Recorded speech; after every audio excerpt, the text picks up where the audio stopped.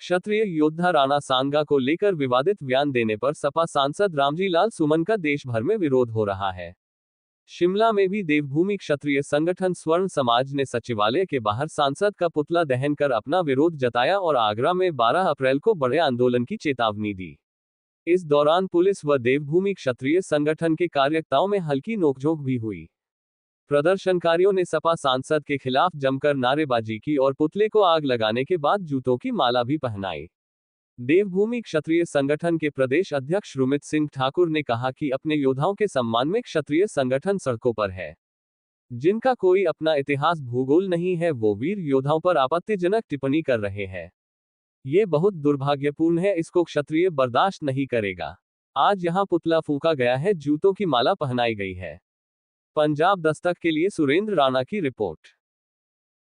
आज वो जाति का कार्ड खेलने के ऊपर आ गया कि मैं दलित हूं, मैं शोषित हूं, मैं पिछड़ा हूं। उस व्यक्ति को तब याद नहीं आया जब उसने सदन के भीतर राणा सांगा का अपमान किया, जब उसने सदन के भीतर भरी सदन में राणा सांगा के ऊपर अपमानजनक टिप्पणी की। आज जब डर लग गया, जब खुद घर छोड़कर भाग गया, तब ये कहने लग गया कि मैं इस जाति से, मैं उस जाति से हूं। वो समाजवादी पार्टी जिसने अयोध्या के अंदर हमारे कार सेवकों के ऊपर गोलियां चलाई, आज उसी पार्टी के गद्दार हमारे देश के वीर पुरुषों को गद्दार कहने का प्रयास करेंगे सदन के अंदर।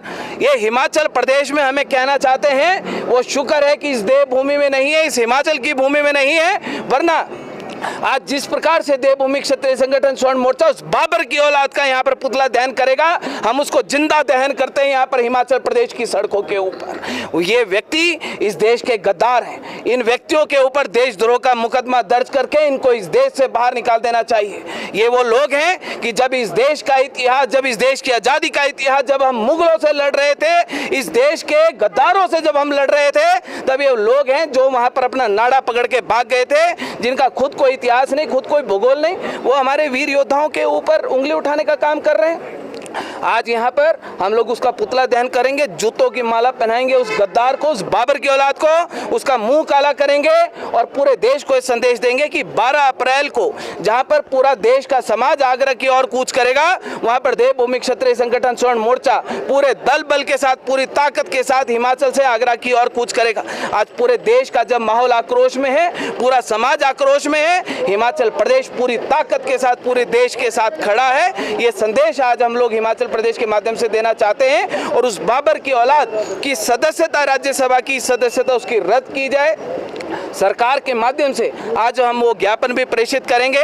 पूरे देश के कई नेता आज राणा सांगा के सम्मान में आकर खड़े हो गए, लेकिन दुर्भाग्य ये है कि हिमाचल प्रदेश के एक आधे सांसद को छोड़कर इस हिमाचल प्रदेश के 68 विधायकों में से एक भी विधायक ने राणा सांगा के सम्मान में कोई शब्द नहीं कहे और जिसने उनका भरी सदन में अपमान किया उसके खिलाफ 2 शब्द भी अपने मुंह से नहीं निकाले। ये इस हिमाचल प्रदेश का दुर्भाग्य है। ये प्रदर्शन के लिए बाबर की औलादें, जब इस बाबर की औलादें भरी सदन में जब बिना किसी अनुमति के जब वो इस देश का अपमान कर सकती हैं, वीर योद्धाओं का अपमान कर सकती हैं। हम राजपूत हैं, राणा सांगा का खून हमारी रगों में है और अपने पुरखों के सम्मान के लिए, अपने माँ योद्धाओं के सम्मान के लिए हमको किसी की अनुमति की आवश्यकता नहीं है। यहाँ पर विरोध होगा और डटकर होगा, खुलकर होगा। जब हमारे वीर योद्धा, माँ योद्धाओं के शरीर के ऊपर ऐसी घाव थे, एक आंख नहीं थी, एक हाथ नहीं था, तो ये क्या करेंगे? मुकदमा दर्ज करेंगे। और अगर मुकदमा दर्ज करेंगे तो साहब आग में घी डालने का काम हिमाचल प्रदेश की पुलिस और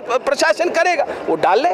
अगर हम लोगों को उन वीर योद्धाओं के सम्मान में आवाज उठाने का भी अधिकार नहीं है तो मुझे नहीं लगता कि इस हिमाचल प्रदेश में कोई कानून है, इस हिमाचल प्रदेश में, इस देश में कोई वीर योद्धाओं, महायोद्धाओं का सम्मान इनके कानून की और सरकार की नज़र में है।